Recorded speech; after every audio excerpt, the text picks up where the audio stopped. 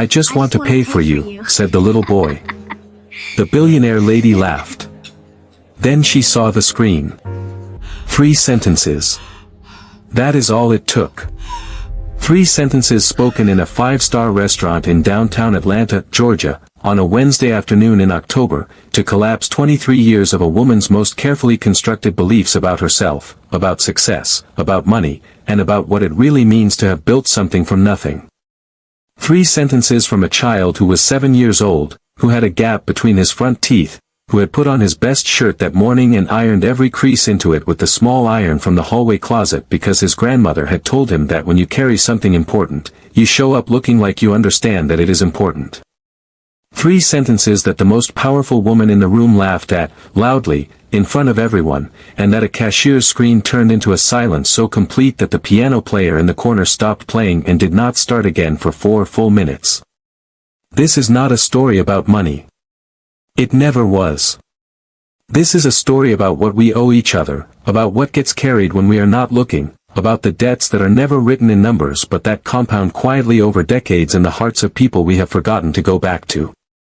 And before this video is over, it will make you think of someone. Someone specific. Someone whose name you already know. And it will make you ask yourself a question you may not be entirely ready to answer. Stay with us. Because this story is just beginning. Right now, before we go 1 second further into this story, drop a comment below and tell us where in the world you are watching from. It does not matter if you are watching from a small town or a major city, from the United States or from the other side of the world. We want to hear from you and we read every single comment. And if you are new to this channel, please click the subscribe button right now and hit that notification bell so you never miss a single one of our upcoming stories. Because what is coming next in this video is the kind of story that does not just entertain you. It stays with you. For days. Sometimes for years. So make sure you are subscribed and settled in, because we are just getting started. His name was Samuel Cooper. 7 years old. He lived in a small yellow house on Birchwood Avenue in Atlanta, Georgia, with his grandmother, Adeline Cooper, who had raised him since he was 3 years old when his mother had moved to Houston for work and his father had not been a consistent presence in his life in any way that could be described with a single clean sentence. Adeline was 68 years old and had worked for 29 years as a school librarian and had a way of being in the world that was quiet and complete, the way a well-organized library is quiet and complete, everything in its right place, nothing wasted, everything available to the person who needed it if they knew how to look. She had white locks she kept pinned at the back of her neck and hands that were always slightly cool to the touch and a laugh that arrived in stages, starting somewhere in her chest and traveling upward slowly until it reached her face, and Samuel had been watching that laugh his entire conscious life and had never once gotten tired of it. She had been diagnosed with stage 3 ovarian cancer in the spring of the year this story takes place. She had told Samuel, because Adeline Cooper believed that children deserved the truth delivered with care, not the truth withheld in the name of protection, that her body was fighting something very hard and that the doctors were helping it fight and that she needed him to be brave, not the kind of brave that meant not being scared, but the kind of brave that meant being scared and doing the important things anyway. She had explained the difference between those two kinds of brave on a Tuesday evening sitting beside him on the porch with the Atlanta summer settling around them and the fireflies beginning their slow blinking in the garden, and Samuel had listened and nodded and said, "Okay, Grandma," in the tone of someone who understood that an okay in this situation carried more weight than a sentence and who was prepared to carry it. She had squeezed his hand. She had not cried in front of him, not because she was not feeling it, but because she had decided that her tears were hers to manage privately and that what Samuel needed from her in those moments was the specific steadiness that had been the architecture of his entire world since he was 3 years old. She had given him the envelope on a Monday morning 6 weeks before this story takes place. She had been having a good day, which was what they called the days when the treatment side effects had receded enough to let her be fully present, and she had made biscuits from scratch because biscuits were her way of marking occasions that deserved to be marked. Samuel had eaten 2.5 at the kitchen table while she sat across from him with her tea and watched him eat with the specific pleasure of a woman who has always understood that feeding someone is one of the most direct available expressions of love. When he finished, she had put her tea down and folded her hands on the table and looked at him in the way she looked at him when she was about to say something she had been thinking about for a long time. She had told him about the envelope.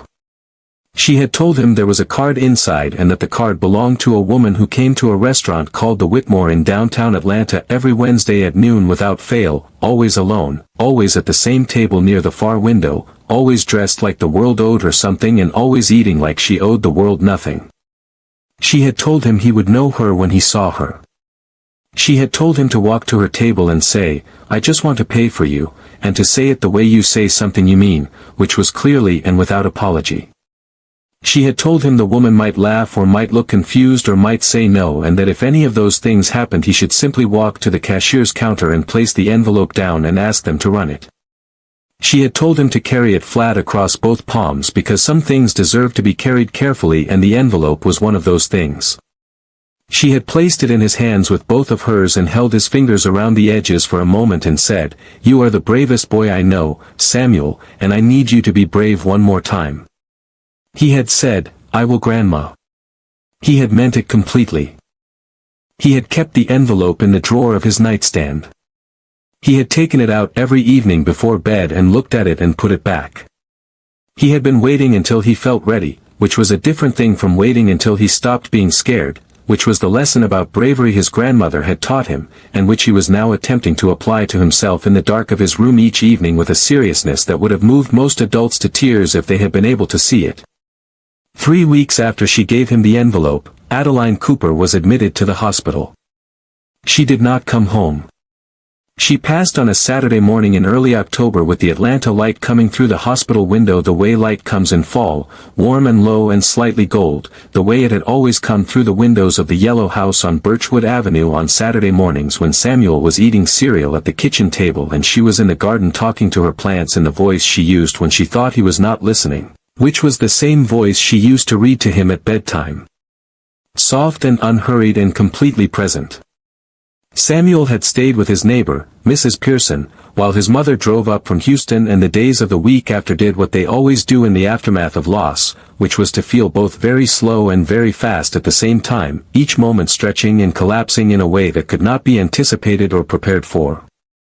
His mother had stayed for 2 weeks and then had to return to Houston and had held him for a long time at the door before she left and had told him she was working on making a permanent arrangement and that it would not be much longer. He had said okay. He had gone inside and eaten a bowl of cereal alone at the kitchen table and looked at the garden through the window. On the Wednesday after his mother left he had woken up before his alarm. He had gone to the nightstand. He had taken out the envelope.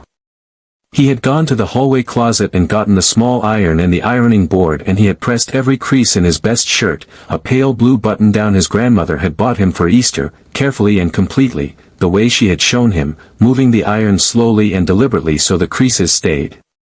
He had put it on. He had looked at himself in the bathroom mirror for a moment. He had picked up the envelope, placed it flat across both palms the way she had shown him, and walked to the bus stop. Her name was Patricia Wynn. 52 years old. Founder and CEO of Wynn Ventures Group, a private investment firm based in Atlanta that had grown over 23 years from a single small fund managed out of a shared office space on the west side of Atlanta into one of the most significant financial institutions in the American Southeast, currently managing a portfolio valued at $2.2 billion. She had been profiled in Forbes twice. She had appeared on the cover of Black Enterprise.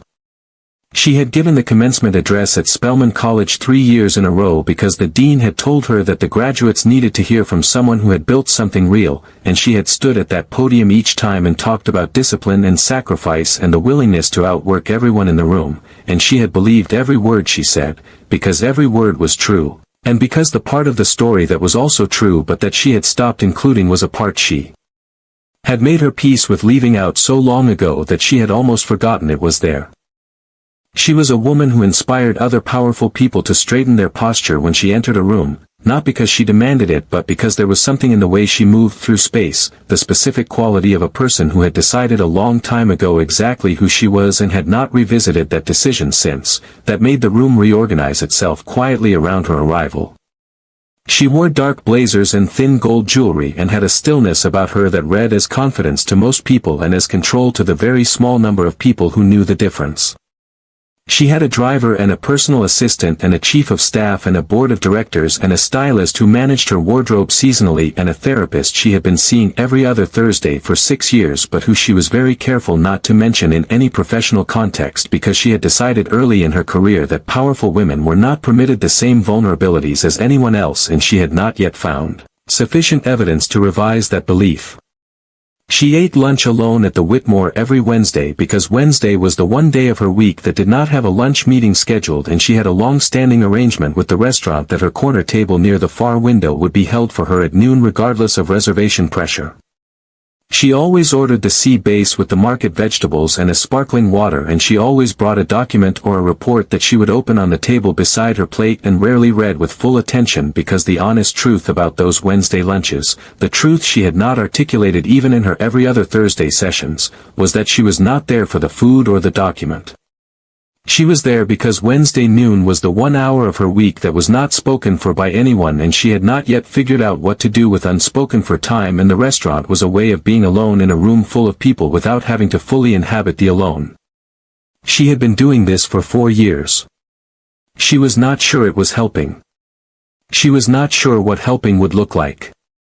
She ordered the sea base and opened the document and sat at the table near the far window and watched the Atlanta street outside and did not think about the boarding house kitchen or the composition notebook or the woman named Adeline Cooper who had sat across from her at a shared kitchen table 23 years ago and changed the entire direction of her life, because she had gotten very good at not thinking about that, through years of practice and the considerable assistance of a self-made story that left no room for the chapter where someone had handed her everything she needed at exactly the moment she needed it most. Samuel pushed through the glass doors of the Whitmore at 12 minutes past noon. The restaurant hit him immediately, the way a world you have never been in before hits you when you walk into it for the first time, the particular quality of its silence and its light and the way everything in it existed at a register slightly above the register of his ordinary life. The tablecloths were white and pressed and draped evenly to exactly the same height on every side. The glasses caught the overhead light and held small bright points of it. There were flowers on each table that had clearly come from somewhere specific and expensive, not the kind that grew in garden beds beside yellow houses on Birchwood Avenue but the kind that existed to demonstrate that someone had thought carefully about the experience of the people who would sit near them. The air smelled of cedar and something warm and buttery that was not quite the smell of anything Samuel could name but that made him feel, for a confusing second, simultaneously welcome and aware of his own smallness. A hostess appeared at the stand near the entrance. She was in her late 20s with dark hair pulled back and the kind of professional warmth that is real but has also been practiced. She looked at Samuel with the particular expression of an adult who has encountered a child somewhere unexpected and is making a rapid series of assessments about what the situation requires. She crouched down to his level, which Samuel appreciated, and asked him in a gentle voice if he was with someone. Samuel said his neighbor Mrs. Pearson was outside in her car. The hostess looked past him through the glass door. Mrs. Pearson's car was visible at the curb, the engine running. The hostess looked back at Samuel and at the envelope he was holding flat across both palms. She asked him what he needed. Samuel said, in a voice he had been working on for the past 40 minutes on the bus, clear and steady, without rushing or apologizing, that he needed to find someone and that he would know them when he saw them. The hostess held his gaze for a moment. Something in the way he was standing, the pressed shirt, the careful grip of both hands around the envelope's edges, the absolute absence of the shuffling and looking away that 7-year-olds typically produced in situations that made them nervous, made her stand back up slowly and say, gently, "Let's look together," and walk him into the dining room. Samuel looked at every table.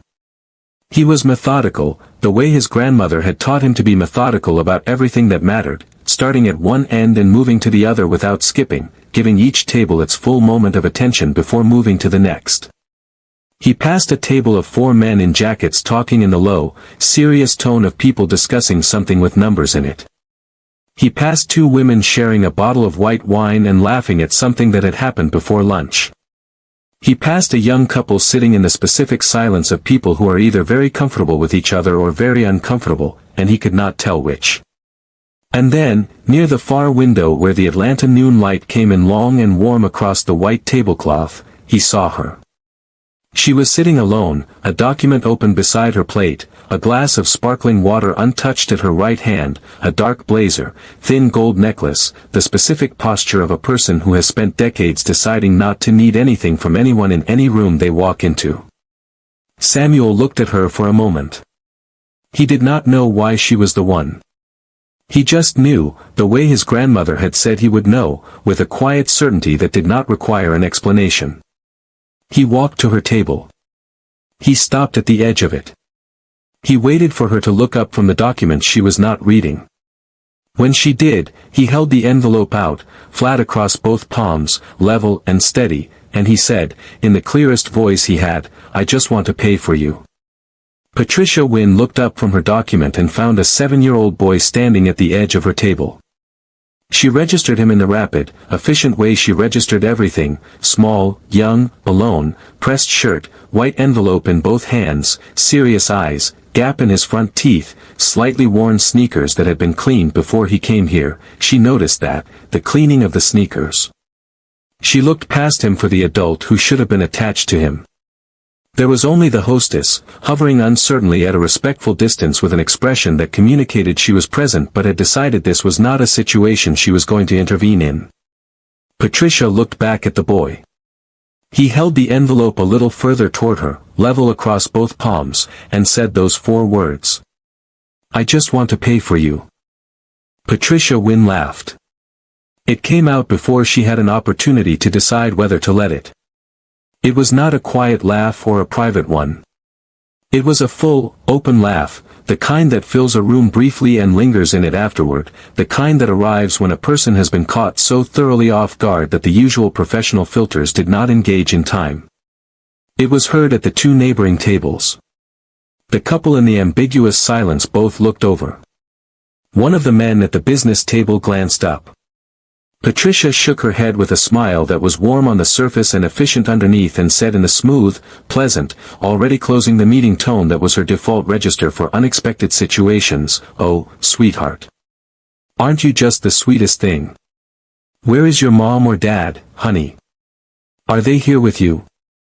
Samuel kept the envelope level. He did not lower it even fractionally. He did not smile back. He said, in exactly the same clear and steady voice, the same 4 words, with the same patient and complete certainty, "I just want to pay for you." Patricia's smile maintained its position on her face, but something behind it moved. She leaned forward slightly, the way adults lean forward when they have decided to try a different approach on a situation that has not responded to the first one, and said, gently but with the specific finality of someone who is wrapping something up, "That is so sweet, honey. But you really don't need to do that. Let's go find your." Samuel turned from the table. He walked to the cashier's station at the side of the room. He placed the envelope on the counter with both hands, flat and deliberate and careful, and looked at the cashier and said, "Please run the card that's inside. Now hold on for just a moment here. Think about what just happened." A 7-year-old child was laughed at, in public, in front of strangers, by one of the most powerful women in the state of Georgia. And he did not flinch. He did not look away. He did not retreat. He did not cry or argue or explain himself. He simply did what his grandmother had asked him to do, completely and without modification, because his grandmother had prepared him for the laugh and had told him that the laugh was just the first part and that the real thing always came after. He was 7 years old and he understood something that most adults spend their whole lives failing to master, which is that the opinion of a room at the moment you do something brave has nothing to do with whether the brave thing is right. Sit with that for a second. Because we are only getting started. The cashier's name was Devin. He was 26 years old and had worked at the Whitmore for 3 years and had processed enough transactions to have stopped being interested in most of them. He opened the envelope. He took out the card. He looked at it. It was a black card, the kind that does not have a credit limit printed on it because the holders of such cards have historically not needed to concern themselves with credit limits. Devin looked at it for a moment. He looked at the small boy standing on the other side of the counter with both hands now resting at his sides and those steady, patient eyes. He ran the card. The machine processed. The screen loaded. Devon looked at what was on the screen. He read it once. He read it again.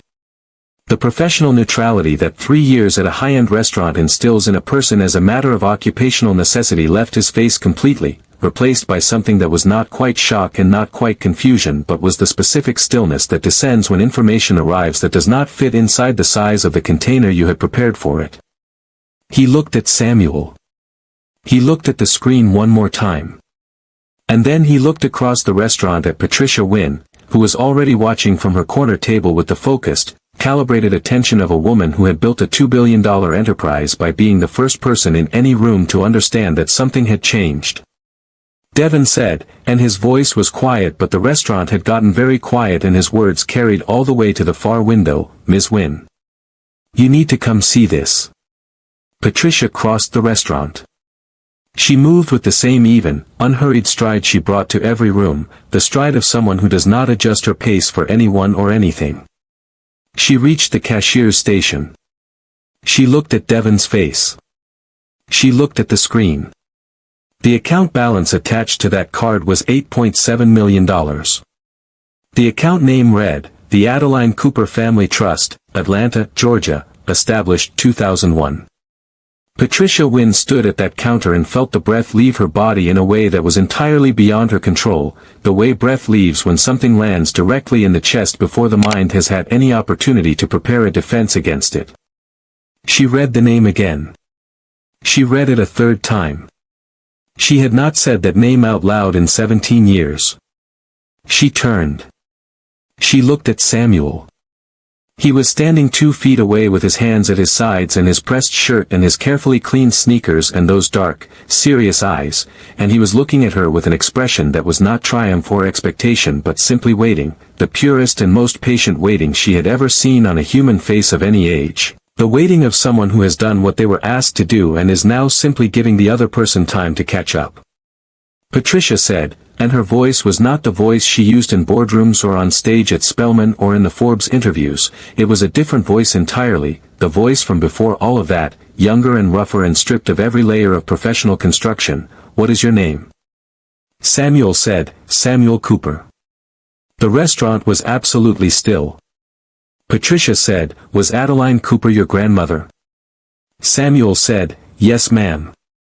He paused for a moment, the way children pause when they are deciding whether the next sentence is the right one to say, and then he said it.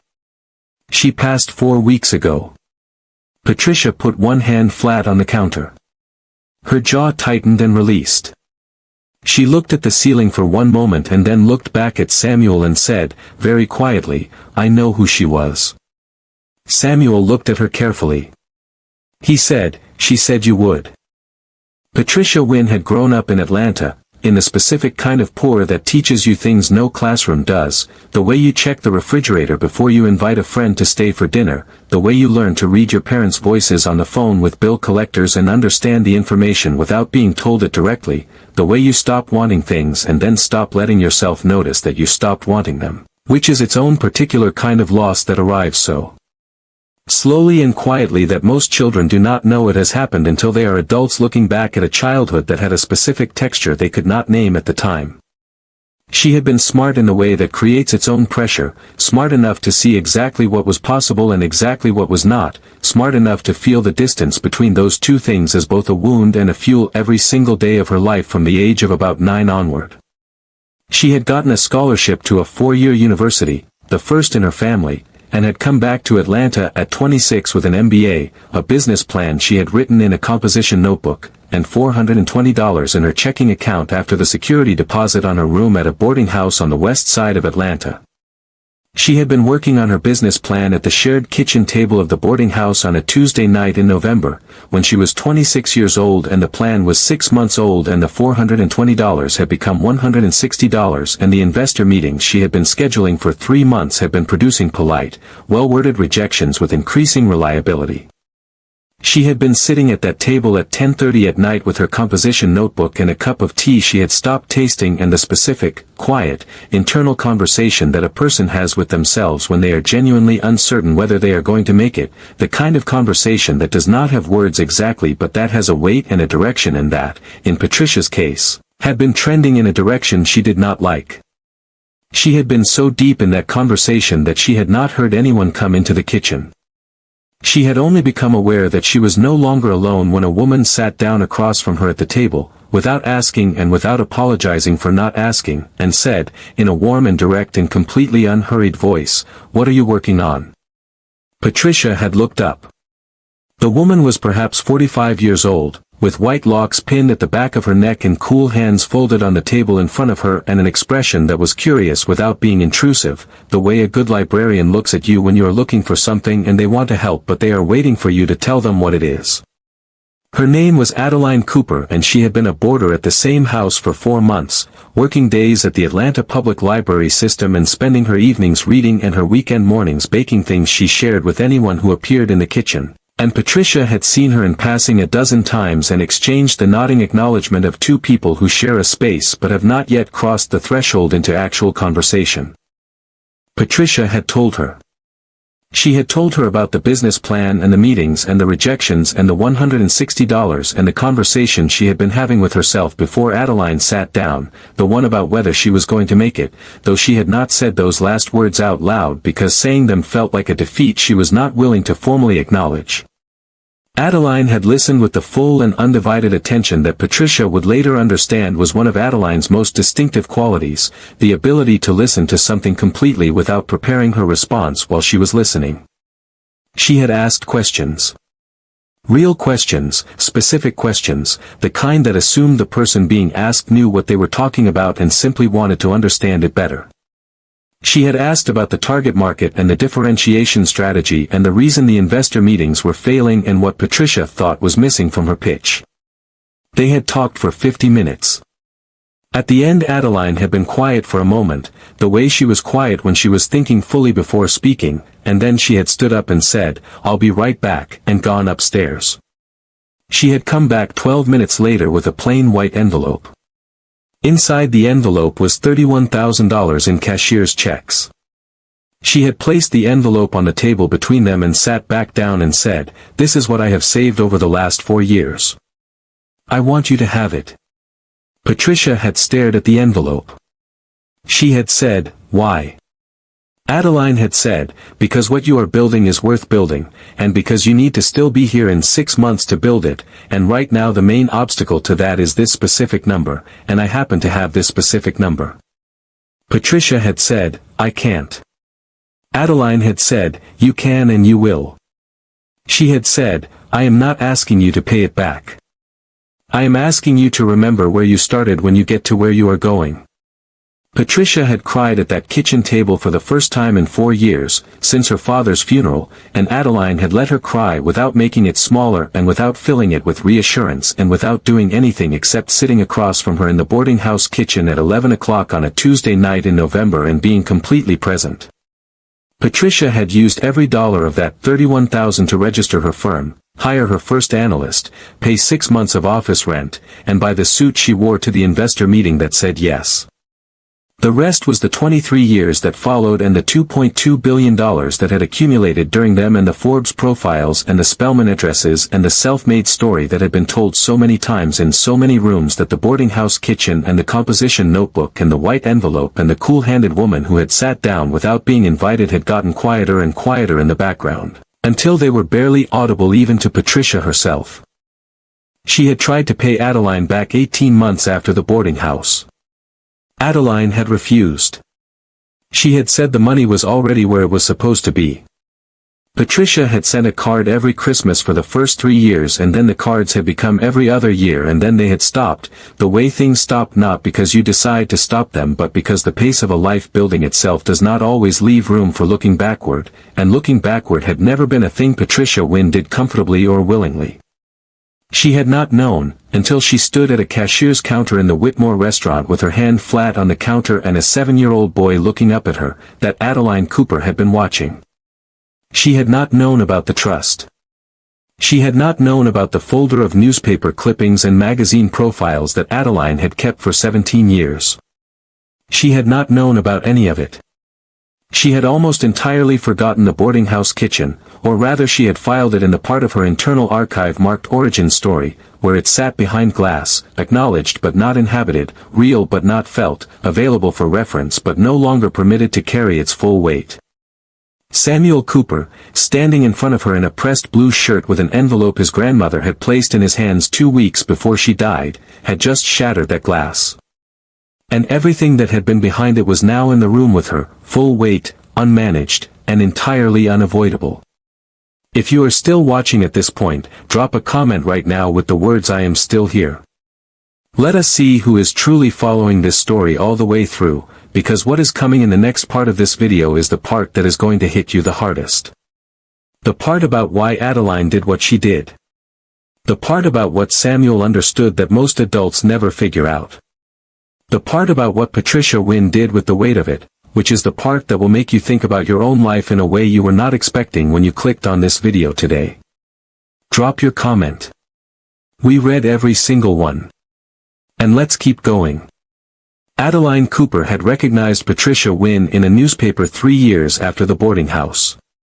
The article was a local business piece, a profile of promising new investment firms in Atlanta, and the photograph showed a younger and slightly less polished version of the woman Patricia had become, but Adeline had known her immediately, the specific quality of the eyes, the way she held her chin, the contained and forward-directed energy of someone who knows exactly where they are going and is in the process of getting there. She had read the article 4 times.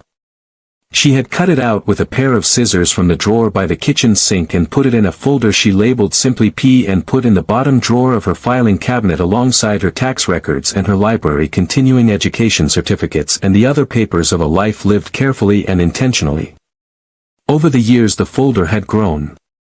Every Forbes mention, every Atlanta Journal-Constitution reference, every award announcement, every conference keynote listing. 17 years of articles about a woman whose first office rent she had paid, accumulated quietly in a bottom drawer, without Patricia's knowledge, without anyone's knowledge, as the private and entirely sufficient record of a woman who had believed in something before the world knew to and had watched, from a respectful distance, as the world caught up. She had never reached out. Not because she was indifferent and not because she had forgotten and not because she did not have Patricia's contact information, which she could have found with a single internet search. She had not reached out because she understood something about the particular pride of a self-made person that made unsolicited reminders of their debts feel like accusations rather than gestures of love. She had understood that Patricia had needed the boarding house kitchen to recede, had needed to build the distance between the person at that table at 11 o'clock on a Tuesday night and the person on the Forbes cover, because the distance was part of what had fueled the building. She had not wanted to interrupt the building. She had simply wanted to watch it. And she had watched it, for 17 years, with the specific and uncomplicated pride of someone who had planted something and tended it from afar and asked for nothing from it except to keep growing. When her diagnosis came and she understood with the clarity that serious illness imposes on everything that she was in the final chapter, she had sat with her attorney, a man who had been her neighbor for 22 years and who handled her modest legal affairs with the same care he brought to his wealthier clients, and she had explained what she wanted to do. The trust had been building since 2001. She had put small amounts into it consistently, every year, with the same deliberateness she brought to everything financial, and a series of modest and careful investments had grown those small amounts into something she had not entirely expected. The total had surprised her when she looked at the full number, because she had not been watching it with ambition, only with patience, and patience over time does things with money that ambition often cannot. She had decided that the trust should go to Patricia. Not because Patricia needed the money. She had understood completely and without any illusion that Patricia Wynn did not need $8.7 million. She had decided it because 17 years was too long for a person to go without knowing that someone had witnessed their beginning and had believed in it and had never stopped believing in it even when the person themselves had moved too far forward to look back and see the witness standing there. The money was the only language she had that Patricia would not be able to manage away, dismiss, delegate, or file in the part of her mind marked Origin Story. The money was a receipt. A proof of presence. A record that said, "I was there, at that kitchen table, at 11 o'clock on a Tuesday night in November, and I saw what you were carrying, and I believed in it before you had a reason to believe in it yourself, and I have been here every year since, watching, and I want you to know that before I go." She had chosen Samuel to deliver it because Samuel was the best thing she had ever done, which was a thing she knew precisely and without false modesty, and because a 7-year-old boy in a pressed shirt carrying an envelope in both hands was not something Patricia Wynn's professional defenses had any existing category for. She could not manage a 7-year-old child. She could not schedule him or delegate him or put him in a file marked origin story. He was too small and too real and too earnest and too completely without agenda for any of her professional machinery to engage with. He was a child who had been told to do something by the grandmother he loved and who was doing it completely and without modification because that was the kind of child Adeline Cooper had raised, the kind who understood that some things deserved to be carried carefully and that carrying them carefully was its own form of love. She had told him the woman might laugh. She had told him to wait. She had told him the real thing always came after the first thing. She had told him he was the bravest boy she knew. And then she had placed the envelope in his hands and trusted him entirely, which was the last and most complete act of love she had for both of them. Samuel Cooper had understood more than his grandmother told him on that Monday morning at the kitchen table. He had understood it not because she had said more than she said, but because 7 years of close attention to a specific person teaches you to hear the things underneath the things, and Samuel had been paying close attention to Adeline Cooper for all 7 years of his life that he could remember. He had understood from the weight of the quiet that had settled in the kitchen after she finished speaking about Patricia that Patricia was not just a name in a story but a person who mattered in a way that had something to do with something large and unfinished. He had understood from the way his grandmother had placed the envelope in his hands, with both of hers, the way she held things she wanted him to receive completely, that this was not an errand but a responsibility. He had understood that she was not going to be there to know whether he had done it right, and that this meant the knowing lived entirely with him now, which was a large thing for a 7-year-old to hold, and which he had decided to hold with the same quiet seriousness he brought to everything she had asked of him. He had been afraid on the bus. He had looked out the window at the Atlanta streets passing and held the envelope flat across his palms and let himself be afraid because his grandmother had told him that being brave did not mean not being afraid, it meant being afraid and doing the important thing anyway, and he had been afraid and he was doing the important thing anyway. He had been afraid in the restaurant lobby when the hostess had looked at him with the assessing expression of an adult deciding what category to put him in. He had been afraid walking through the dining room with all those white tablecloths and expensive flowers and adult strangers who had registered his presence with the small, polite surprise of people encountering something outside their expectations. He had been afraid when he stopped at Patricia Wynn's table and waited for her to look up and then said the 4 words his grandmother had given him. And when she laughed, he had been afraid of that too, the specific fear of a child who has offered something important and watched it be dismissed, which is one of the most particular and precise fears available to a human being regardless of age. But he had done what his grandmother had told him to do. He had stood still. He had waited. He had walked to the counter. He had placed the envelope down. And the real thing had come, exactly as promised, exactly as it always does when someone has the love and the patience and the 7-year-old courage to wait for it. He did not know what was on the screen. He had not been told and had not asked, because his grandmother had told him that the envelope contained what it contained and that what it contained was Patricia's to receive and his to deliver and that the boundary between those two things was important and should be respected. He knew it was a card with money on it because his grandmother had told him that much. He did not know the number. The number was not his business. His business had been the carrying, and he had carried it, flat across both palms, carefully, all the way to the counter, and he was done now, and the rest belonged to Patricia, and he was simply waiting for the rest to happen the way his grandmother had said it would. How many of us could have done what Samuel did? Stand in a room full of strangers in our best iron shirt and say something important and be laughed at by the most powerful person in the room and not flinch. Not retreat.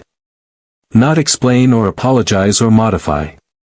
Just stand there and wait because someone who loved us told us the real thing would come after. Think about the children in your life. Think about what you are showing them with the way you handle the moments when the room laughs. Are you showing them retreat or are you showing them stillness? Are you showing them that the laugh is the end of the story or are you showing them that the laugh is just the first part?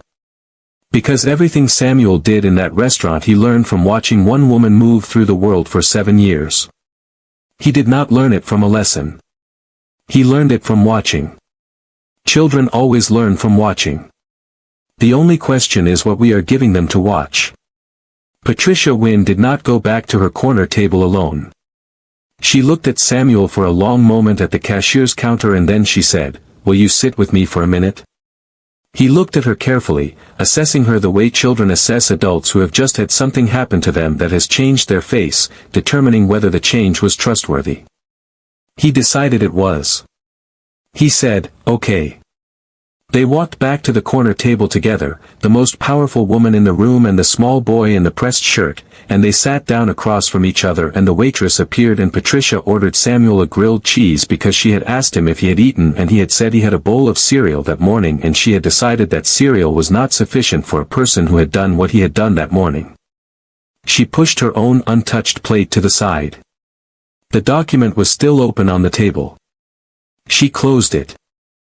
She asked him about his grandmother.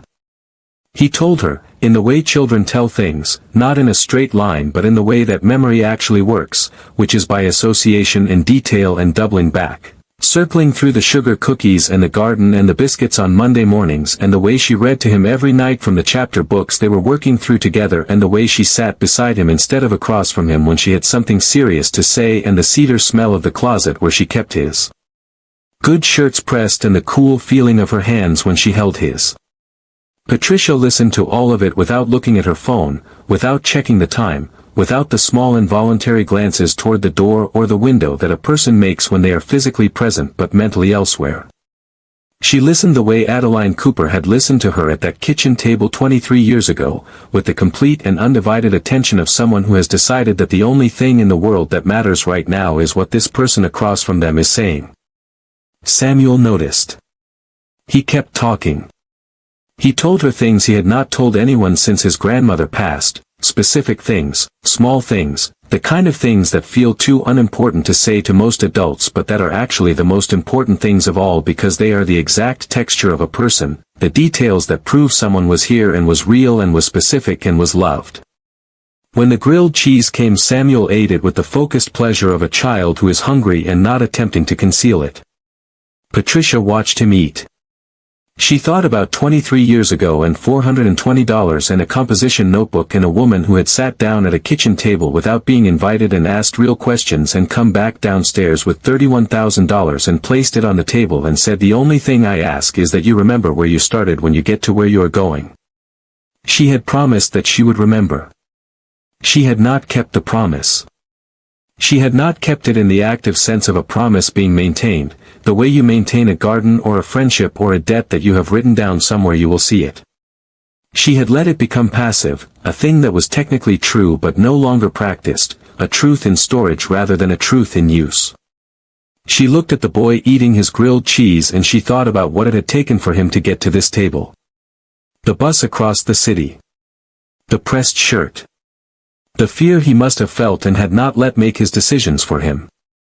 The grandmother who had prepared him for the laugh and told him to wait and trusted him with the most important errand of her final weeks. The 4 words said clearly and without apology in a room full of people who were not expecting them. Samuel finished his grilled cheese and looked at her across the table. He said, "She talked about you like she knew you really well." Patricia said, "We only spent one evening together." Samuel thought about that. He said, "She was like that with some people. She could know someone in one evening like other people can't know someone in years." Patricia said, "Yes. She was exactly like that." Samuel said, "Did you know she was watching your career all this time?" Patricia said, "I didn't know until just now." Samuel nodded. He said, "She had a folder." He paused. He said, "I found it in the bottom drawer when I was looking for her will. It had your name on it. Just the letter P." Patricia sat with that for a moment. The letter P, 17 years of articles in a folder labeled with a single letter. She said, "Did you read them?" Samuel said, some of them. He said, she wrote little notes in the margins. Patricia said, what kind of notes? Samuel looked at the table for a moment. He said, things like, she did it. And, I knew she would. And once, on a really big one, she just wrote, that's my girl. Patricia looked at the ceiling. Samuel watched her look at the ceiling the way children watch adults when they understand something important is happening but they are wise enough not to interrupt it. Then she looked back at him. She said, thank you for coming, Samuel. He said, she asked me to. She said, I know. But you still came. That's my girl. Patricia Wynne drove home from the Whitmore that afternoon without her driver, which she almost never did, because she needed the 38 minutes of Atlanta traffic to do something she had not done in a long time, which was to be alone in her own company without a document or a meeting or a decision to fill the space.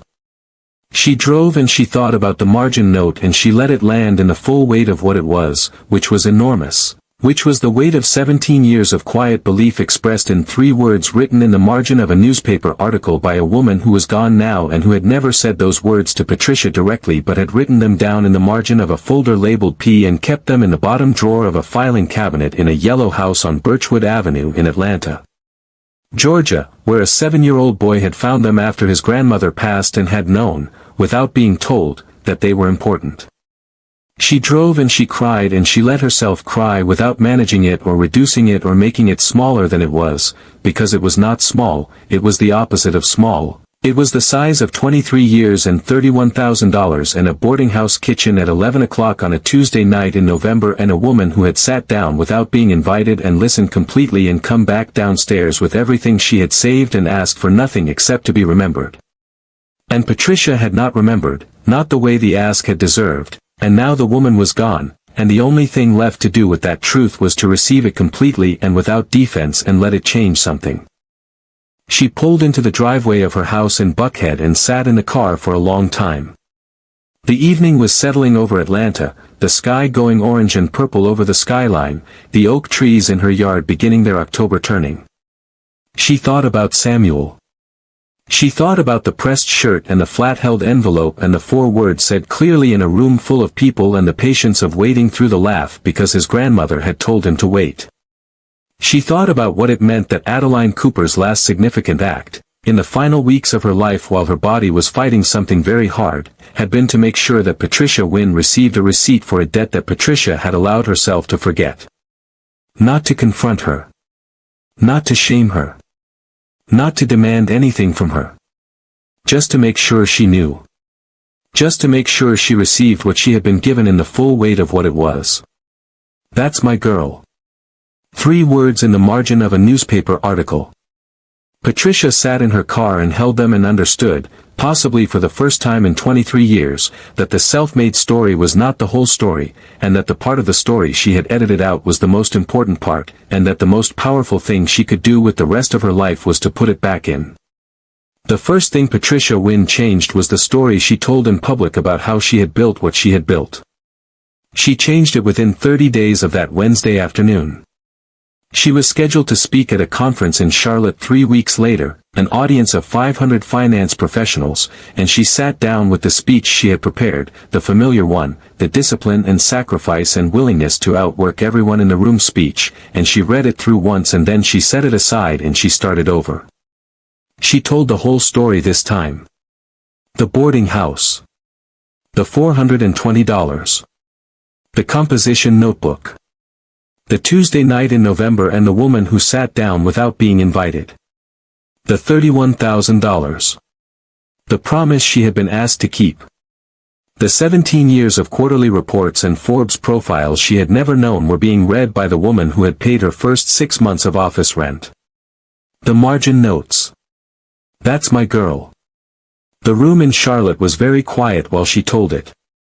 When she finished there was a pause before the applause began, the kind of pause that is not hesitation but the exact opposite of it, the pause of an audience sitting with something they did not expect and do not want to rush past. She answered questions for 40 minutes afterward, more questions than any speech she had ever given, and every question was about Adeline, about who she had been and what she had understood and whether Patricia thought that kind of person was rare or whether we were simply not paying sufficient attention to them when they sat down at our tables without being invited. The second thing was the fund. She established it within 60 days, endowed it with $5 million of her own money, named it the Adeline Cooper Initiative, and dedicated it to early-stage funding for first-generation entrepreneurs in Atlanta, specifically targeting the specific gap that Adeline had filled for her, which was the gap between having a business plan worth believing in and having the specific amount of money required to still be present 6 months later to build it. She told the story of the boarding house kitchen in the public announcement of the fund, fully and without edits, and she made the bottom drawer folder with the letter P on it a central part of the story, because she had understood that the folder was not a detail but the whole point, the proof that believing in someone and watching them from a distance and keeping their name in a drawer and writing "That's my girl" in a margin was not passive or insufficient or less than, it was its own complete and powerful form of love, and that the world needed more of it, not less. The third thing she changed was personal and small and cost her more in some ways than the $5 million had, which was that she began eating her Wednesday lunches differently.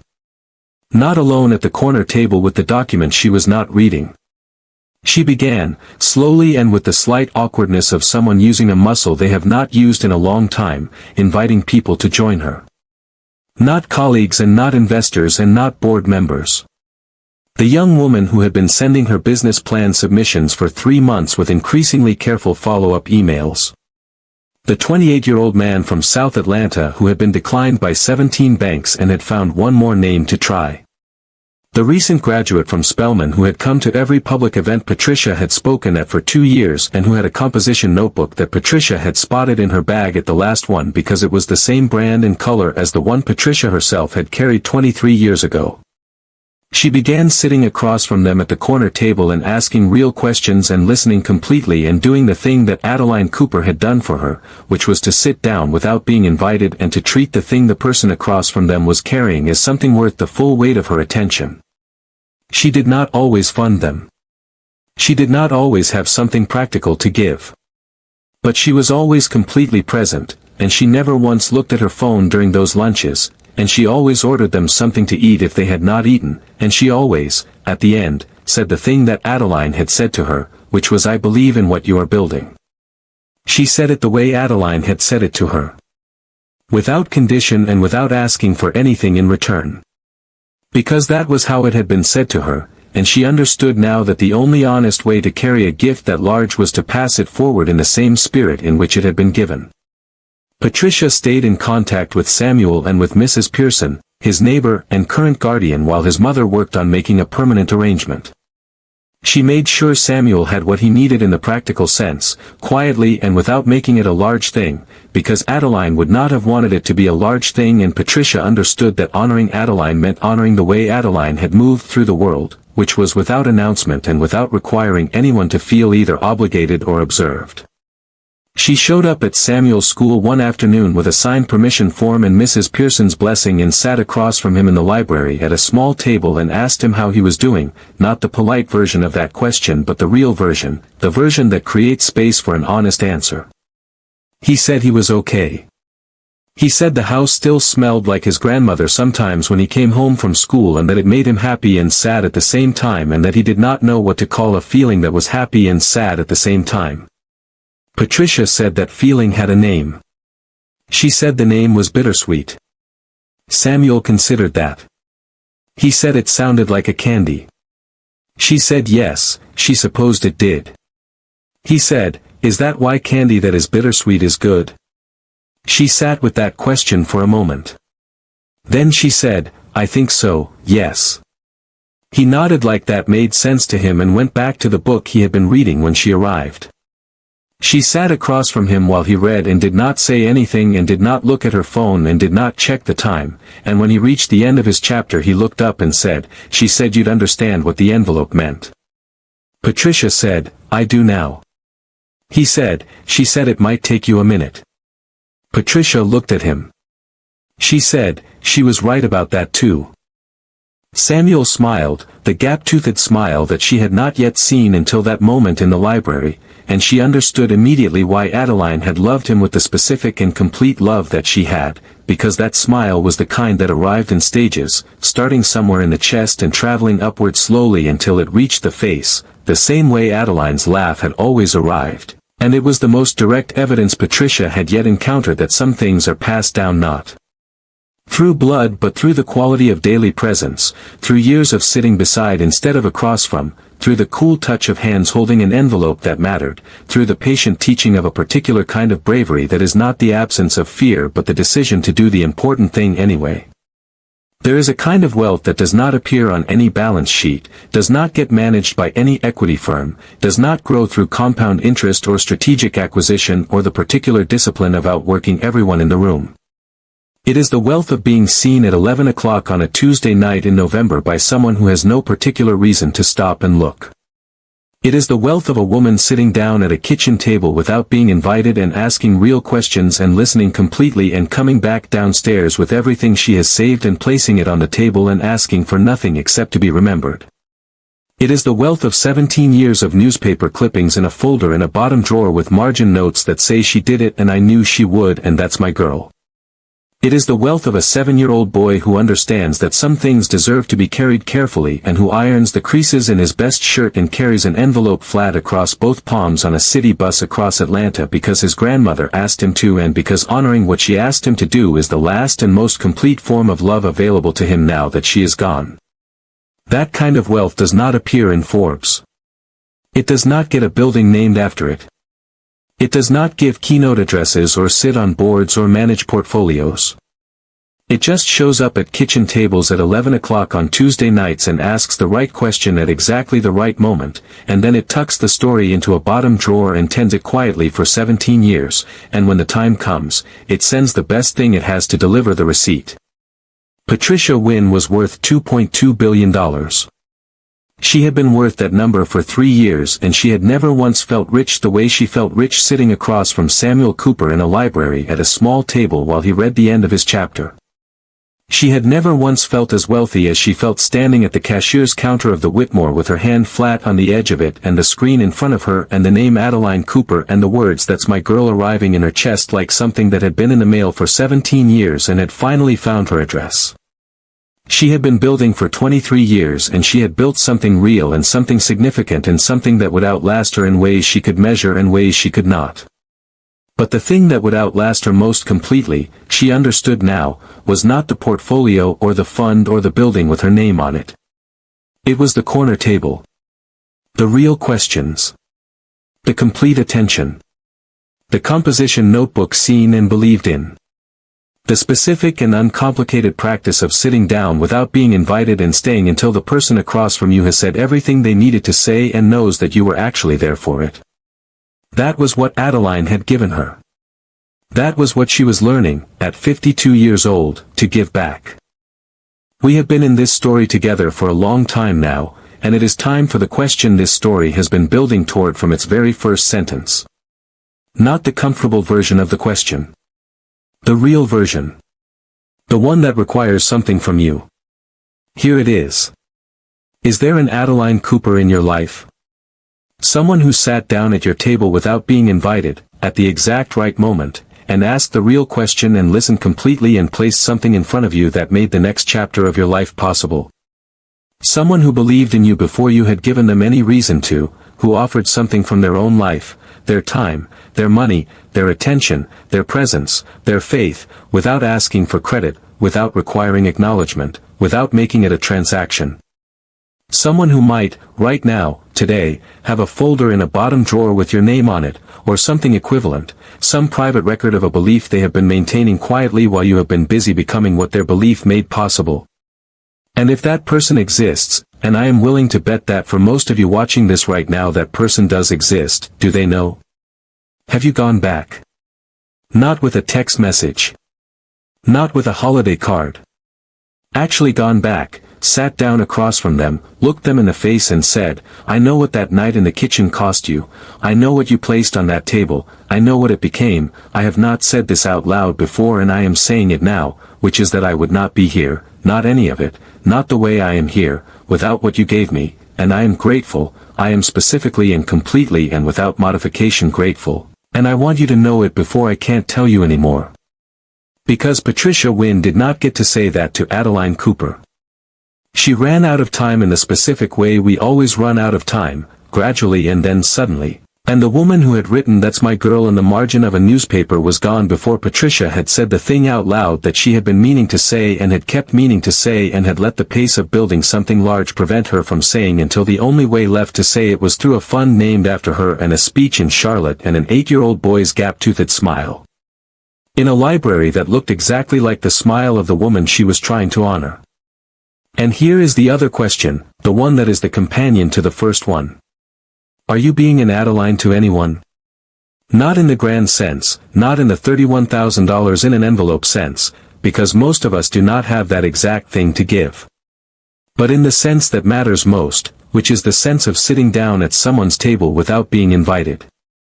Showing up in a kitchen at 11 o'clock on a Tuesday night and asking the real question. Looking at a composition notebook and seeing something worth believing in before the person holding it has given you any evidence that your belief is justified. Sending the 7-year-old in your life across a city with something important held flat across both palms, trusting them with the thing that matters, treating them as capable of carrying it completely. Because the world is full of people sitting at shared kitchen tables at 11 o'clock on Tuesday nights with composition notebooks and $400 and a conversation happening inside them about whether they are going to make it. And the only thing standing between those people and the next chapter is someone who is willing to sit down without being invited and stay. Are you that person for someone? Are you paying attention to the right tables? On a Saturday morning in November, 6 weeks after the Wednesday at the Whitmore, Patricia Wynne drove herself to a diner on the east side of Atlanta called May's that Samuel had chosen because he said the pancakes were the best in Atlanta, which she was not in a position to dispute and was prepared to accept as authoritative.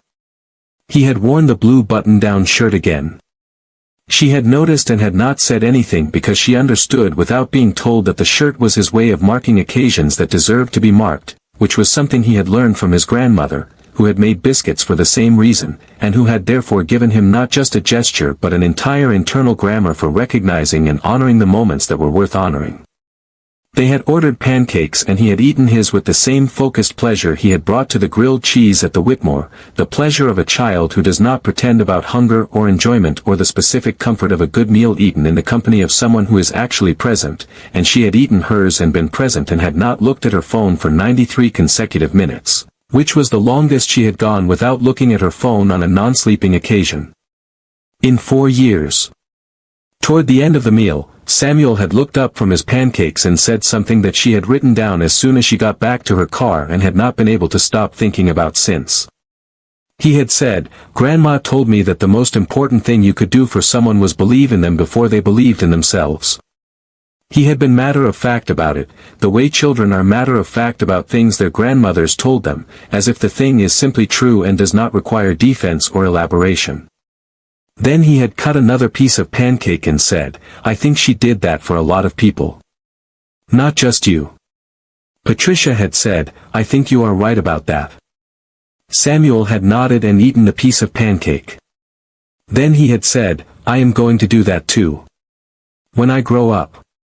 Patricia had looked at him across the table of May's diner on a Saturday morning in November with the Atlanta fall light coming through the window and the smell of maple syrup and coffee and something warm and slightly sweet that was the smell of a place that had been feeding people for a long time and was good at it, and she had believed him. She had believed him with the specific and complete certainty of someone who has learned to recognize the real thing when it sits across from them at a table, which was the lesson Adeline Cooper had spent 23 years teaching her, which was the lesson Samuel was already carrying, which was the lesson he would carry for the rest of his life, flat across both palms, carefully, like it mattered. Because it did. It always did. It always does. The most powerful thing you can do for someone is believe in them before they believe in themselves. And the most honest thing you can do with a life that was built on someone else's belief is to admit it, honor it, and pass it forward. If this story reached something real inside you today, if it made you put your hand on your chest for a moment and think of someone who sat down at your table without being invited and changed the direction of your life, we want you to do 3 things right now. First, share this video. Put it in front of one person in your life who needs to hear it today. You already know who that person is. Second, drop a comment below and tell us, honestly, who your Adeline is. You do not have to use their real name. Just tell us what they did and what it meant. We read every comment and we will read yours. Third, if that person is still here, if they are still alive and reachable and there is still a chance to sit across from them and say the thing out loud, please go do it. Today. Not next week. Today.